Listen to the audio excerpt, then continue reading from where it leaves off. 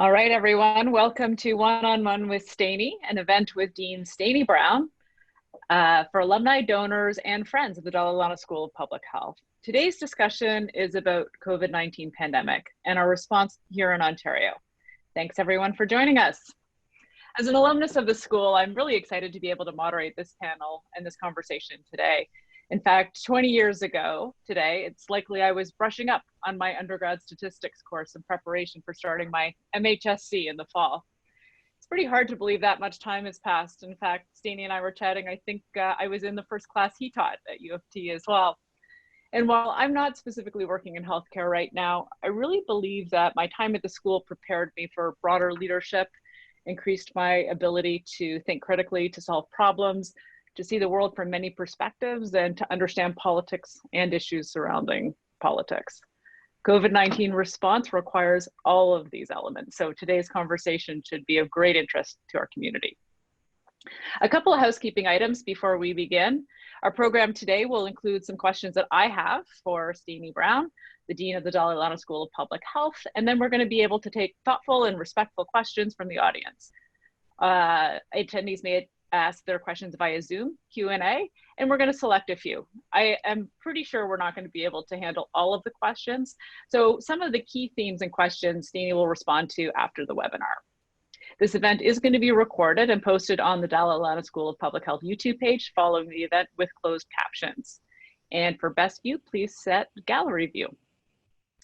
So on to introductions. Steini Brown likely needs not much, but he is the Dean of the Dalla School of Public Health. He received his undergraduate degree in government from Harvard University and his doctorate from the University of Oxford, where he was a Rhodes Scholar. Prior to serving as the Dean of Dalla School of Public Health, he was the director of the Institute for Health Policy Management and Evaluation and led numerous complex initiatives.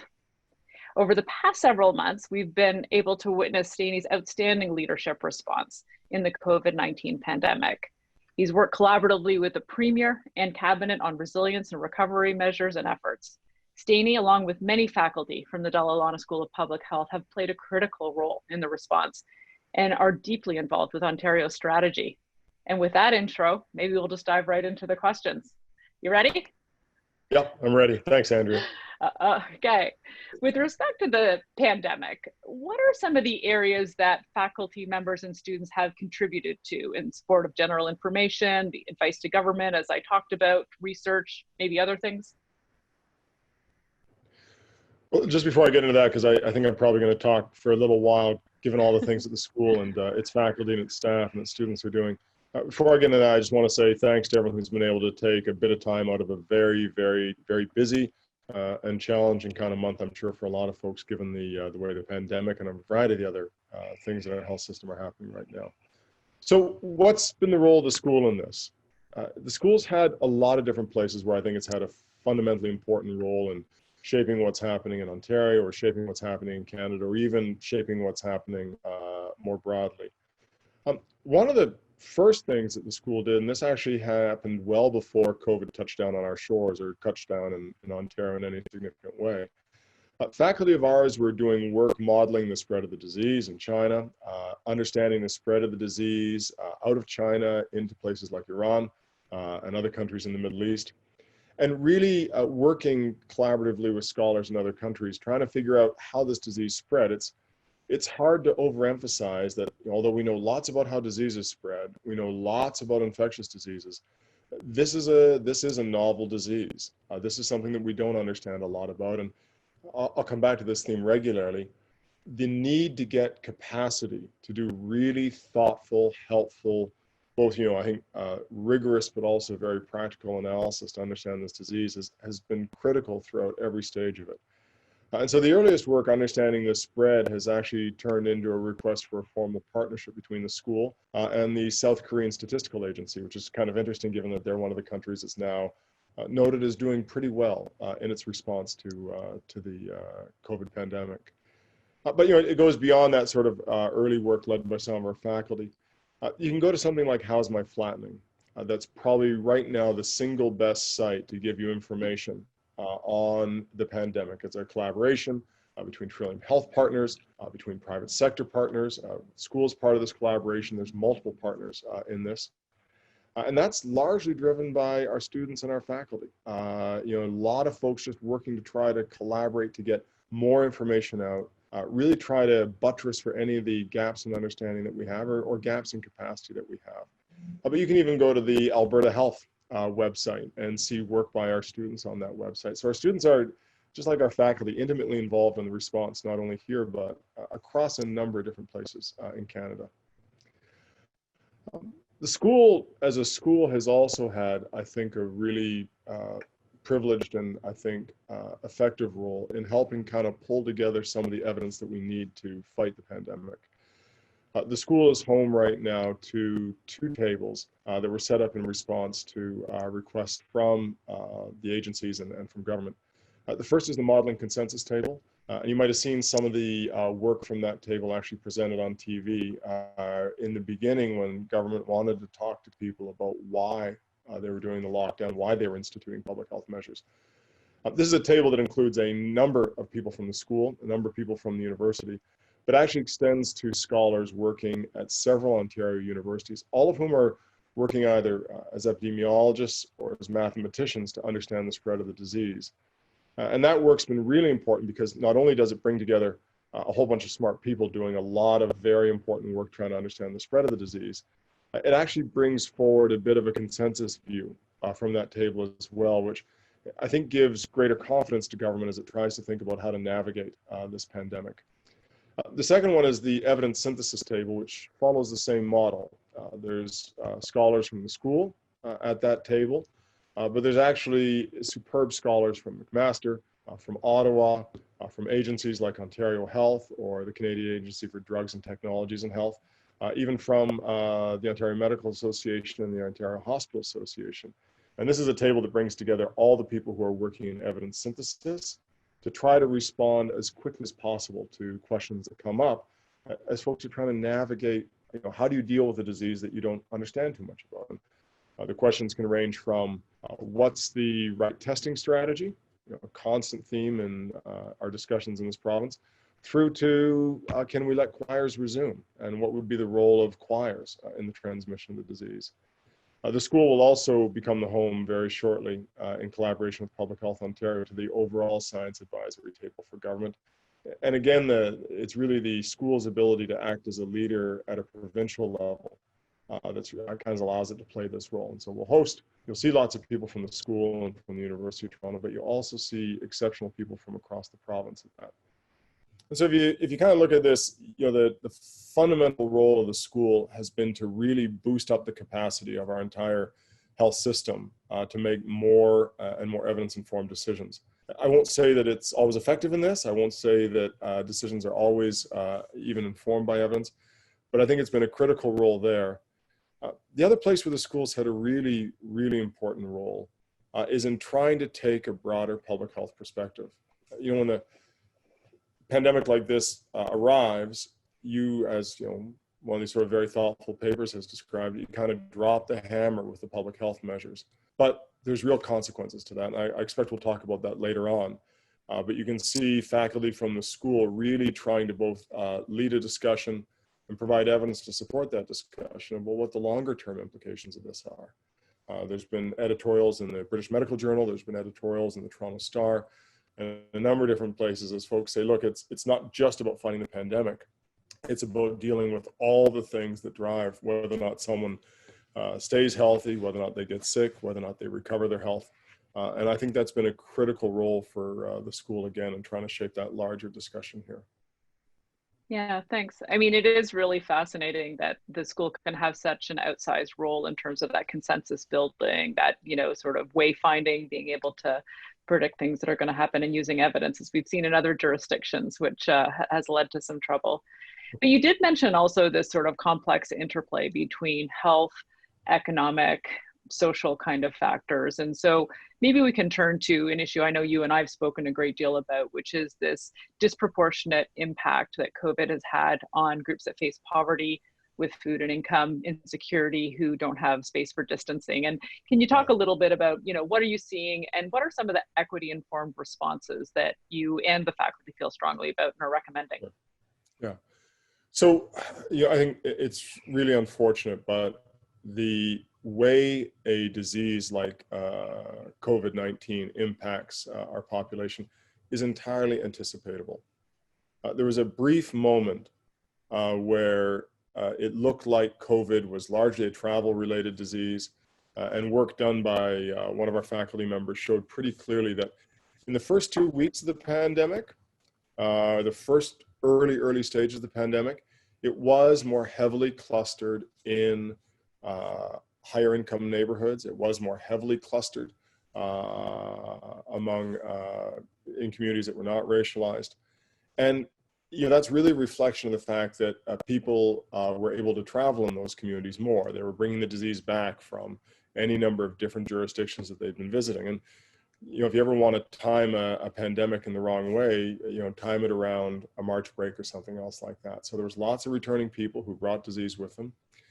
But pretty much immediately after that, you saw the disease start to really disproportionately and heavily impact poorer communities, racialized communities. And this is unfortunately anticipatable. And unfortunately, it's something we've seen time and time again with pandemics. So the impact is very real. I know there's been some debate on television and some statements that would suggest that it's not seen that way, but it is very, very clear. And one of the things that the school is doing is actually stocking those analyses on really a daily or weekly basis so that continuing sort of inequity is highlighted. But there's a lot that needs to be done here, and some of the work coming out of faculty who are part of the school, I think is really important. So for instance, I should say it's all about not dealing necessarily with the disease, but dealing with the social determinants of health that really accelerate the spread of the disease. So housing is a critical issue. If you are not able to, if you're homeless, if you're marginally housed, if you're living in a crowded setting, in any of those sort of situations, the virus will likely spread faster and have a much bigger impact. And so you can see work of some of our faculty in actually establishing the program in Toronto of hotel use for homeless people. It's a critical issue. There's also work out of the school that shows the faster that you get people who live in a congregate setting, like people who use homeless shelters, the faster you'll actually break this chain of transmission. And the difference is multifold over a very short period of time. So faculty are actually working directly on the ground in that, and it's I'm really sort of impressed and proud of that work. But you can also see other work on masks, for instance. There's a very, very, I think, important paper that's just come out. We keep on debating the relative effectiveness of masks. I think that debate is largely settled. It's even if they don't work very well, they can really help stop the spread of the disease. But that only works if everyone is wearing masks. And unfortunately, if you're, because of income or other reasons, unable to wear a mask, you'll actually not see the benefit from mask wearing broadly, because the infection will continue to propagate and spread across that community. As those people move around or intersect with other communities, the disease will continue to be spread. So masks actually need to be something, again, that even has an equity lens on it and shared broadly. And you actually see in jurisdictions that have had probably the most effective or the strongest responses to COVID, they've paid attention to this, right?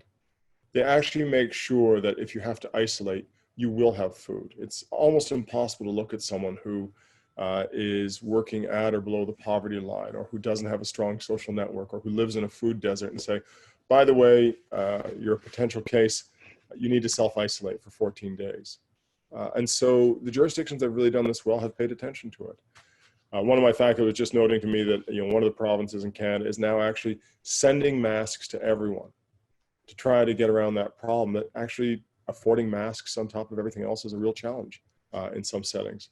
And so I think the more that we can kind of push that idea that you need to adapt the response to the community, the better you'll actually see things move along. Maybe just the other thing I want to point out on this, though, Andrea, is that the impact of the disease is inequitable. but the impact of the echoes of the disease are even more inequitable. And so, who is most affected by COVID? Well, it is lowest income and racialized Ontarians and Canadians. So that's something we know. We see it very clearly in the case data. We will see it very clearly in the mortality data.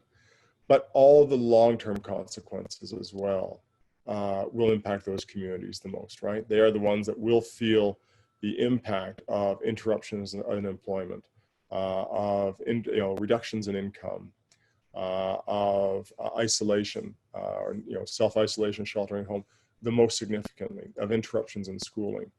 And so that echo of all the consequences of COVID and the public health measures will really resonate most loudly in those communities, unfortunately. So it's something that we're going to have to keep on coming back and keep on coming back more and more on, rather than sort of, I think, celebrating the end of the pandemic. We'll really need to focus on how we deal with it on the long run. Yeah, and I think, that's a great segue, I think, to the next idea is, noticing that in addition to low income being particularly hard hit, this observation that racialized communities also have higher incidence and higher mortality.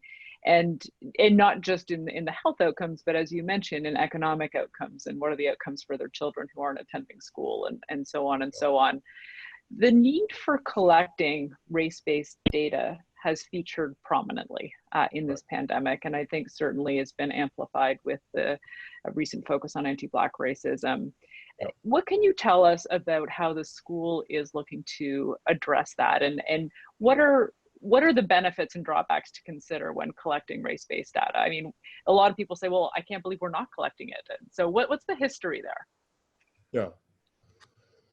So, I think you'll see people from the school talking regularly about the importance of collecting data, and not just on race, but on all of the socioeconomic factors that are linked to inequities, but recently particularly on race. One of our faculty has been, I think, in probably every major newspaper commenting on this and the importance of the data. Has been before a committee of the House of Commons on this as well, really trying to emphasize the importance of this. And some of our alumni are actually right at the forefront of this as well, trying to make sure that we get data that allows us to understand the problem. And I think I would lose my position as a professor at the university if I ever said, we don't need more data. We shouldn't collect more data. But there's two challenges on this. The first is that data on its own really doesn't make the world a better place. There actually needs to be not only a commitment to collect data, there needs to be a commitment to use that data to improve what's going on. And I think sometimes when you hear challenges about the collection of data, there are as much challenges about the collection of data as they are about the absence of meaningful responses to the problems that we've identified when we've had that data. And so where I think the school will need to focus is not only on more analysis and more research that documents issues and identifies potential solutions. It will have to work towards advocating for solutions, towards strong engagement with communities to make sure that those solutions fit what communities actually need, and strong advocacy and work with policymakers to ensure that it's not just a simple answer of collecting more data, it's the long-term, more substantial commitment of actually addressing the problems identified by the data. The other issue here, though, is I think there has been trust broken with racialized communities in our province, and you can see a number of responses to this. And it's when trust like that's broken, the collection of data I think can be quite worrisome, and there's concerns over use, and there's concerns over monetization of that data, and there are legitimate concerns. I think there's a growing sort of group of people, several of them affiliated with the school, who are looking to models like OCAP, which is a principle around the use of data on Indigenous peoples, about ownership, control, and access and possession. More attention to the governance of that data and the ethics and the issues around the governance of that data, that hopefully can put the collection of any new data into a framework that actually both ensures it gets used and ensures that its collection and its sharing are appropriate as well. We do need the data, but we need to make sure that it's used, and we need to make sure that it's handled appropriately, or otherwise we'll continue to propagate all of the problems that we've seen in the data. The other thing maybe it's important to kind of point out is that this is not a new question. And like a lot of stuff with COVID, they're not new questions we're confronting now. They're actually really important questions that we've been having to struggle with for a while. The pandemic's just putting them into really, really clear relief. There's been superb work, actually by a number of Black health and Black public health organizations since the 90s on this issue, looking at the collection of data on race. There has been work that I think was signal and really, really important by one of our alumni, Camille Orge, that actually established a framework for the collection of this data and brought a huge part of the Toronto-based health system online with collecting this data. And that needs to be noted. I don't think it's talked about often enough. But, you know, if we are to move forward on this, I think it's important to think about moving forward in a broad and a comprehensive way, not just focusing on the issue of whether or not we collect data and how we code that data, or how we make sure it's available for use. It's really about making sure that we put this data into a framework that will ensure its impact. Yeah, and I think, to be fair, it's not just a health issue. You know, I mean, all of us who seek equity in our broader society, I think, recognize we need data. And I can tell you financial services doesn't have that data either. We don't collect it for all the reasons you suggest. So I think there's a cultural shift that needs to happen here for sure.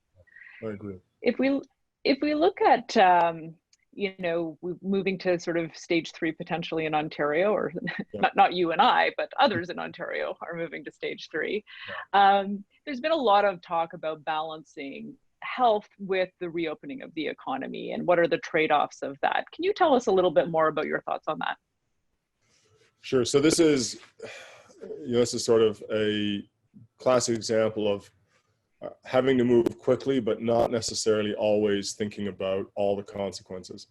And so when it became clear that, you know, how quickly COVID could spread through a community, when we looked at the examples of what happened in Wuhan, when we looked at what happened in northern Italy and Spain, and in New York, actually, New York City, there was an immediate move to try to break that chain of transmission, to reduce the number of contacts between people, because that's how the virus spreads predominantly, and really slow down the spread of it, if nothing else, so that we didn't overwhelm the health system. And that was the right response entirely. We needed to figure out what we were going to do with our healthcare system. We needed to figure out what we needed to have in place. And we probably needed the time to figure out more about the disease, because it was still very, very, very unclear, a lot of the issues around the transmission, and we're still learning a lot about it. But when you move to that place, then all of a sudden there's a whole other set of consequences. And, you know, one of our faculty always says that any question of health policy is really a question of which problems do you want to deal with, not, you know, what's the right solution, but which problems you want to deal with. We implicitly made the decision that we wanted to deal now with the problems of a economy that is in a huge recession, a society that has all of a sudden a level of isolation and separation of normal social contacts, which is challenging. And a health system that operated at a fraction of its capacity. And each of these have real consequences. You know, we talked a little bit about the impact of changes in the economy. This will, I believe, echo for a long time. There's still debate over what shape recession will have, whether we'll return somehow wonderfully, and we can all hope to a fully functioning economy shortly, or whether it will be a long, slow climb out of that. You may have a lot better intelligence than I do, given that you work at a bank on this. But, you know, this is going to have a big impact. More people who are unemployed. You'll see the rise in mortality rates.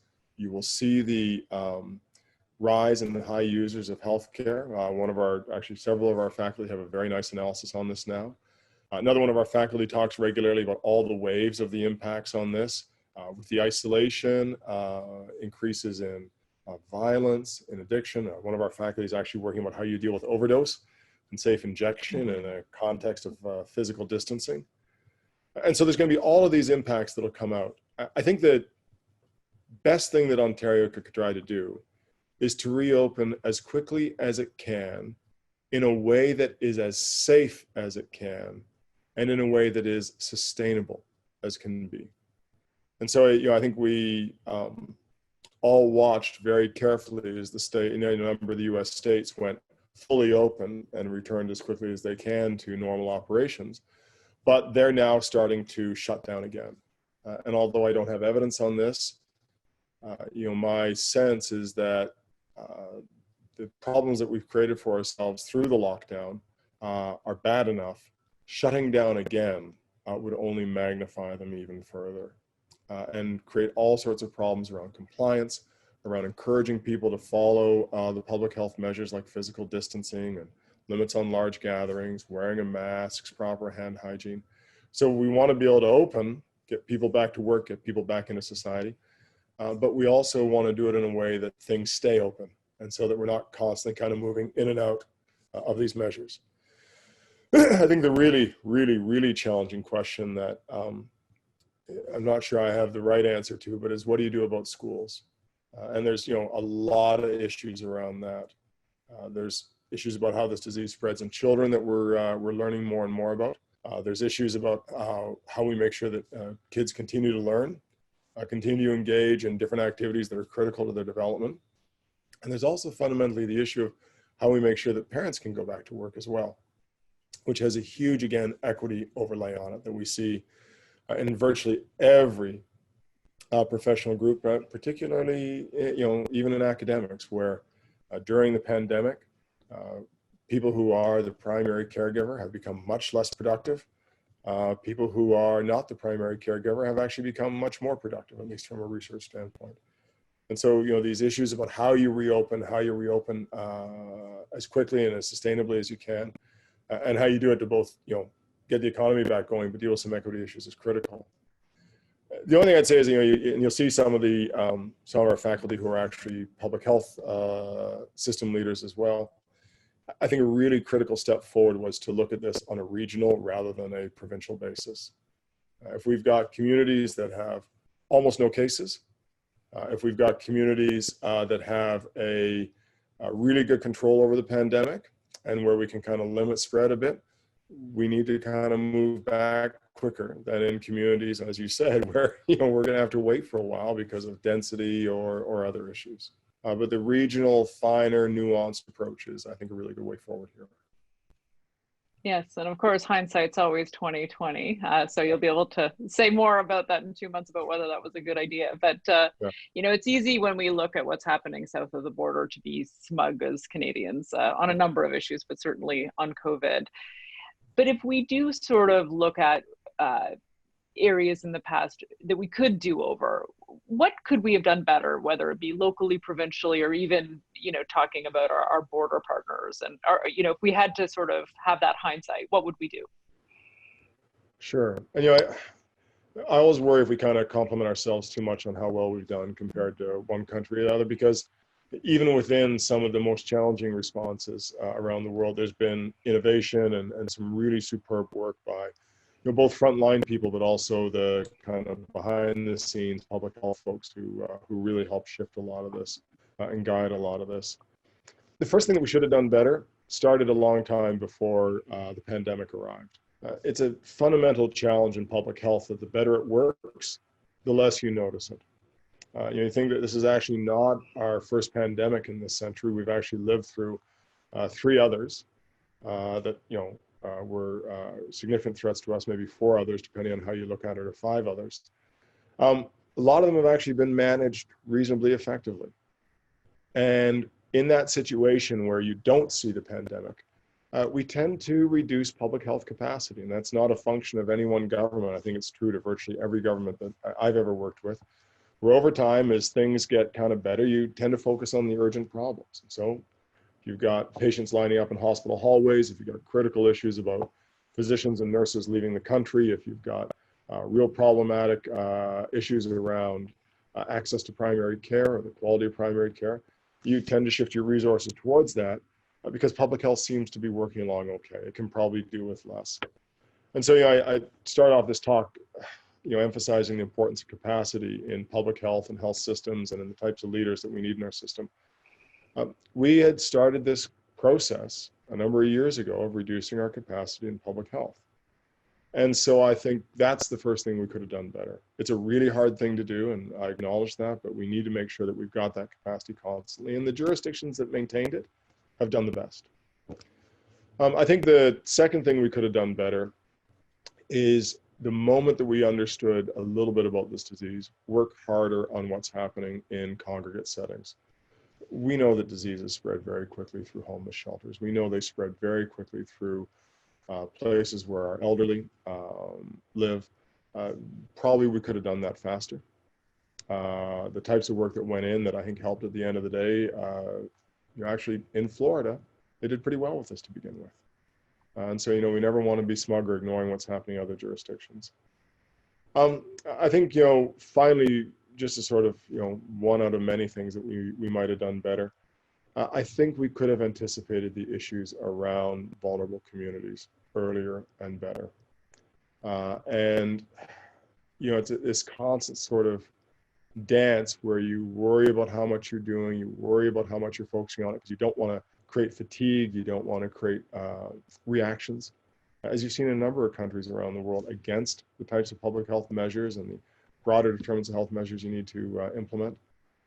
But we probably, if we'd been, I think, more transparent with our data, if we had talked more about this, and I think this is true here, but it's true in any number of different provinces and countries, we would have set ourselves up better for stronger and more tailored and nuanced responses to the pandemic.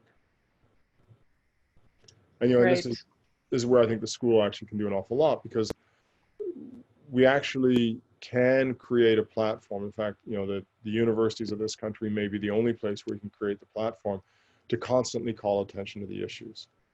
The nice thing is that we're rewarded for speaking our mind. Sometimes it's perhaps too sharply, and sometimes perhaps it's controversial.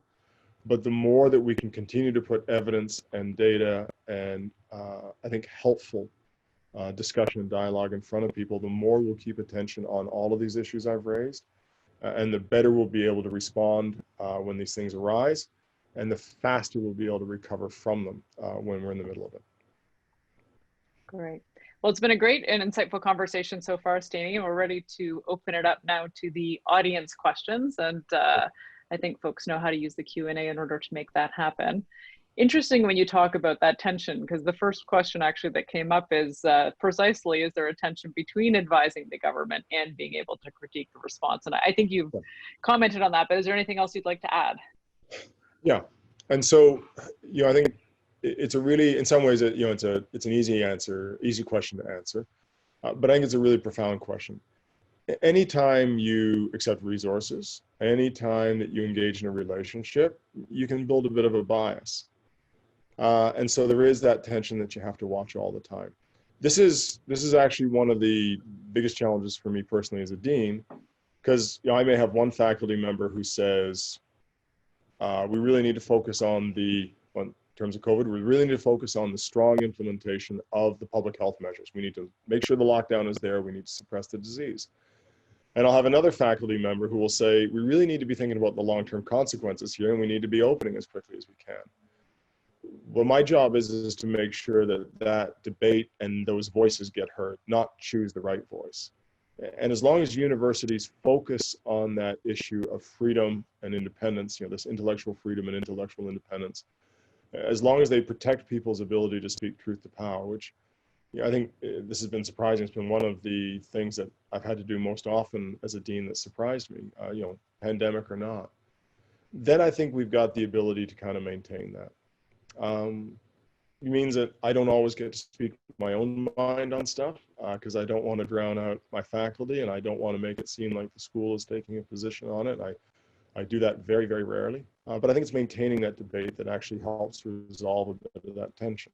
And I'll be honest, you put 10 of our faculty or 10 of our students in a room, and you've probably got 12 opinions. And that's actually a good thing in this case, because we're the place that debate and argument and discovery all kind of have to coexist.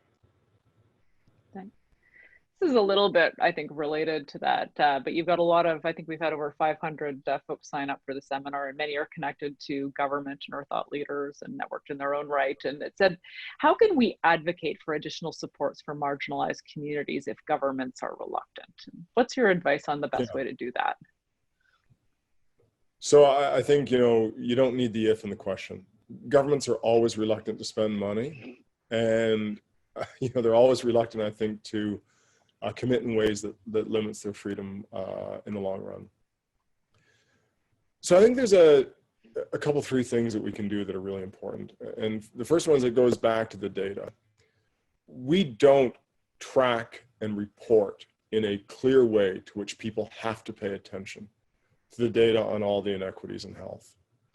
I did some back in the envelope calculations years ago with a group of my colleagues, and it was pretty clear, although we were all focused on efficiencies, the savings that we could have had from efficiencies were far, far smaller. They were just a minuscule fraction of the improvements and actually the savings we could have had by addressing the inequities in our system. They're really probably the single biggest threat to the sustainability of our system for a lot of reasons.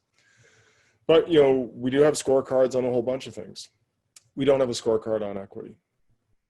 And even though I think we talk about sort of the smugness that we feel every once in a while being Canadian, even though I think sometimes we feel that we're much better because we've got a single payer system, that we've got a universal health system, and that is something to be proud about. I think we forget sometimes that there's a whole host of other factors that actually overwhelm the payment mechanism to contribute to inequities in our system. And so I think, scorecarding and making sure that it's a clear type of scorecard or report is a great step. It may seem very technical and dry, but when people have to look at data that's important, they actually tend to do something about it, which I think is a good first step. I think the second thing that we can do to try to encourage this is do more work that shows you can change these inequities and that you can actually have a relatively quick impact. I think one of the most awful things we do when we talk about inequity is we say very thoughtful sounding things like, well, yes, it's a real issue, but changing it will take a long time and it's very complex. And that's a great way to dissuade action. There's a lot of things that can be done early on to tackle some of these problems. And although it will take a long time to resolve the inequities in our system, and it will be a complex endeavor to resolve the inequities in our system, you actually can see results early on when you start to pay attention to this. And you just work with anyone who works or talk with anyone who works in the community. When they get support to do a good program, they actually can see benefits very, very quickly. And of course, hard things are definitely more complex things are the most worthwhile things to do often, right? So got to start. Yeah.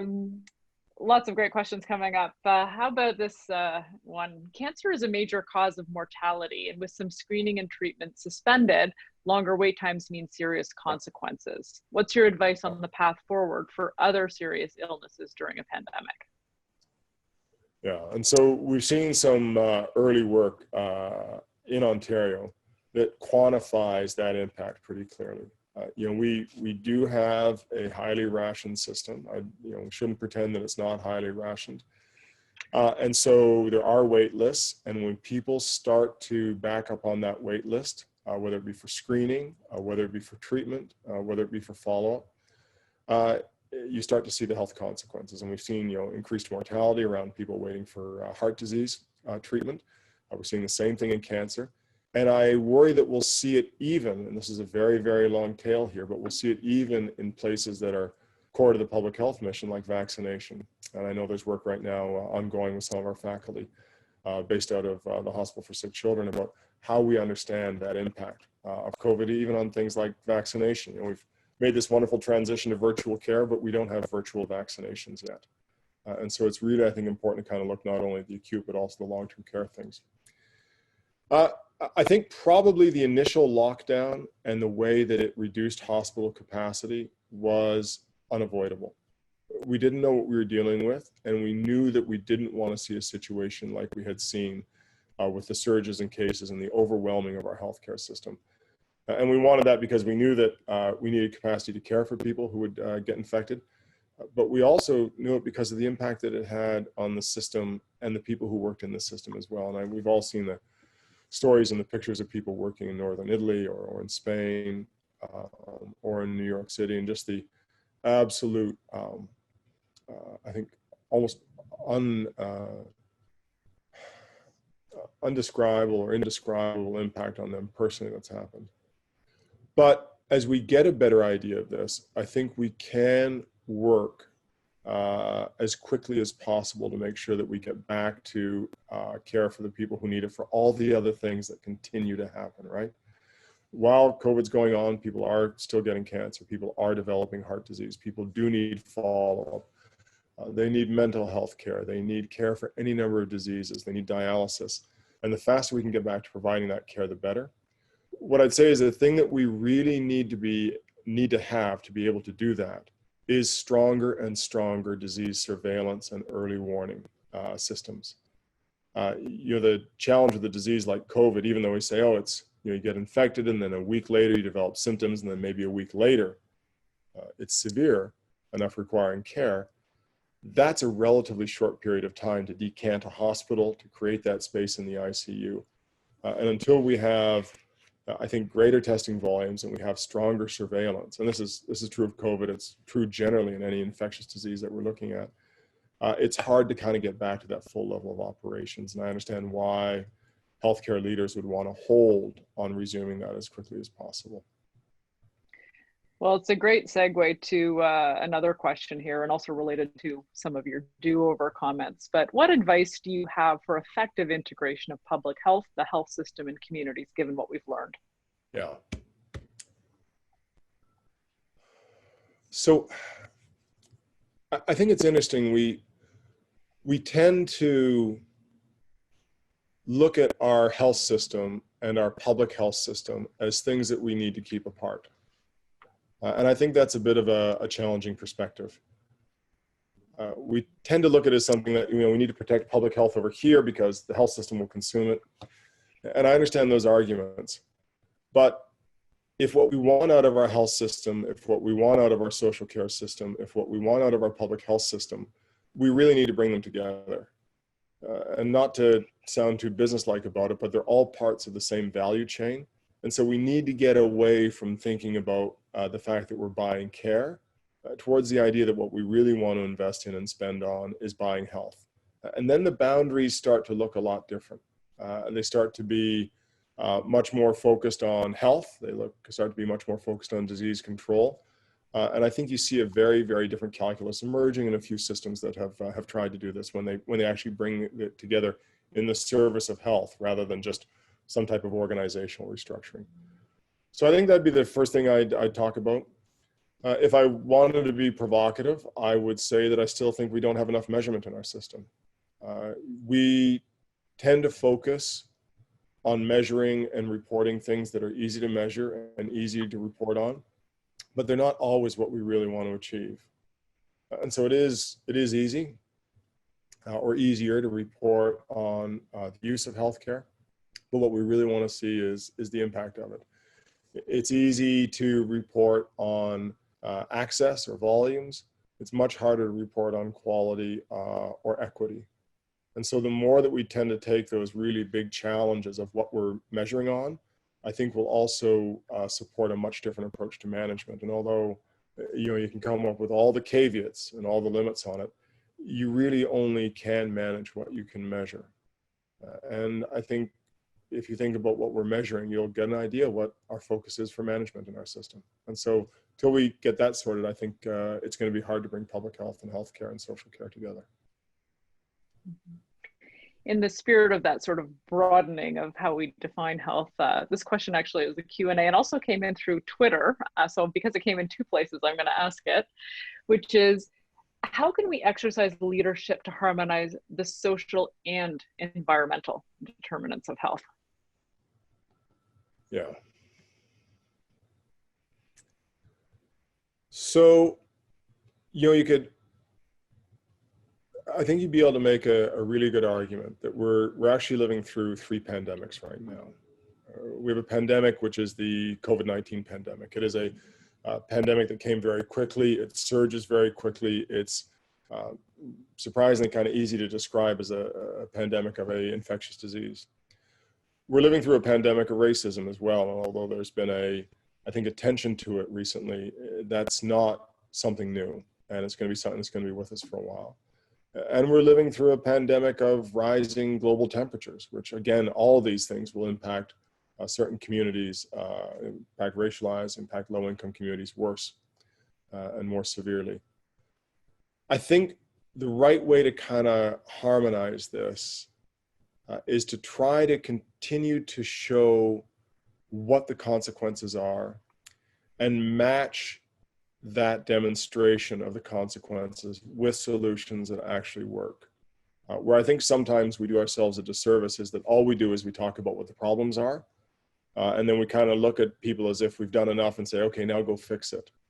So the more that, you know, all the measurement and engagement work can show what the consequences are, we also need intervention and community-based research to try to drive that along.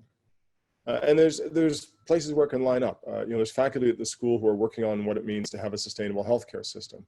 You know, what this means in terms of the use of inhalers, what it means in terms of the use of different types of supplies, what it means in terms of ways that, you know, we can probably actually maintain quality, improve efficiency, or actually improve quality in some cases, and be much more environmentally sustainable. They aren't necessarily in contrast, but we need to both be kind of identifying the opportunity for improvement, but also providing some evidence on what those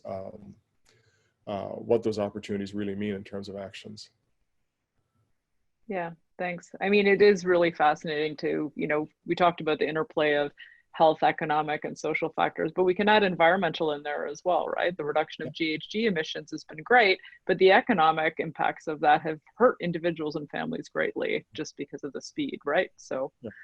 I don't think we could, you know, have this interview without throwing a question on the issues with long-term care centers, right. Both the immediate response and systemic underlying issues. So can you give us your thoughts on that? Sure. So that's a really challenging question because you're, you know, dealing with issues of how we treat long-term care as a sector, how we treat our elderly as a society, and what's happened within particular sites or within particular corporations. I think fundamentally, and this may seem very provocative, we need to rethink long-term care. You know, there's a variety of social factors that have led us to, and health factors that let us rely more and more on long-term care. People are getting healthy or living longer, at least, longer and longer. Communities are spreading out, and you're no longer kind of all in the same place for long periods of time, and with large families to help care for members of those families who get older. But I think as much as possible that we can move people out of long-term care, the better we'll be. You look at, there are some jurisdictions now that have really focused at keeping people at home, and they're stopping building long-term care homes. And so I think that's one of the first and most important things we can do. I'd also say that we actually need to take very seriously the look at the quality of long-term care. I think for a long time we've tended to focus on what the facility looks like, what the resources are like in the facility, and even for, you know, about a decade ago when I was involved in working this area more closely, even kind of how much money was being spent on certain types of food. And those are satisfying things to measure because they allow you to respond to an initial challenge. They can be measured with a level of precision that makes you feel good about what you're doing. But the fundamental thing that we want to see in long-term care isn't about any of those issues. It's about people when they're inside staying healthy and staying safe. It's about families, loved ones being able to engage with people in long-term care homes. And it's about a whole range of issues, whether it be dignity or health status or actually people not actually going into long-term care. But the system right now is set up not to look at those broader issues. And getting back to it, you know, some of our earlier discussions about how we join up parts of our system, you're not going to fix long-term care until you get the system more integrated. So that it's not seeing that as something over here that you can send people to. And unfortunately, I think at times forget. Yeah, thank you. I know we're winding down to time, so I'll just maybe have a couple more, but I like this question because I've always felt that, times of crisis can lead and spur innovation. And so can you speak to some positive changes that you might have noticed since the pandemic? Sure, positive changes. Well, I think the attention to data that we're seeing right now is a really positive change. And the more that we get data on health and what drives health, and the more that we liberate that data so it gets more broadly used, that's actually a positive change. I talk to lots of my faculty, and the biggest complaint they have often is that they can't get data to do their research. The data is locked up in one system or another. But the focus, whether it be through the Ontario Health Data Platform or what was called Panther earlier, or the data that's been made available to our modeling table, which has been unprecedented in terms of the speed and the volume of what was offered or made available. And even the attention now, I think, hopefully in a way that will create a sustainable solution to race-based data. That's all a step forward. We keep on talking about wanting to live in a learning healthcare system, but you need to feed information and data into that learning healthcare system so it can constantly learn and improve and adapt. So I think that's one thing that's been an important opportunity. I am hopeful that, I made this point that I don't think we were as prepared as we could have been for the pandemic. I hope that, this and the lessons of SARS, which are still fresh in a lot of people's minds, mean that we are more prepared, that we maintain that capacity to deal with public health challenges as we go along. And I hope that the fact that we've seen, and I think are increasingly recognizing how you can't just fight a pandemic by looking at infection control, that it interacts with a whole bunch of social factors, will lead us to a more joined up approach. Will lead us to actually try to kind of balance some of the leadership challenges that people have talked about already of social care and healthcare and public health. And so I'm hopeful that, I think seen some progress on the data, but I'm hopeful in terms of, the progress on maintaining the capacity and taking a more holistic kind of joined up approach that really will improve health in the long run are things that will strengthen and stay over the long run. Thanks. Final question then is, how has this pandemic sort of changed the way you're thinking about what the school's going to do going forward to ensure we don't face a crisis like this again in our lifetime? Sure.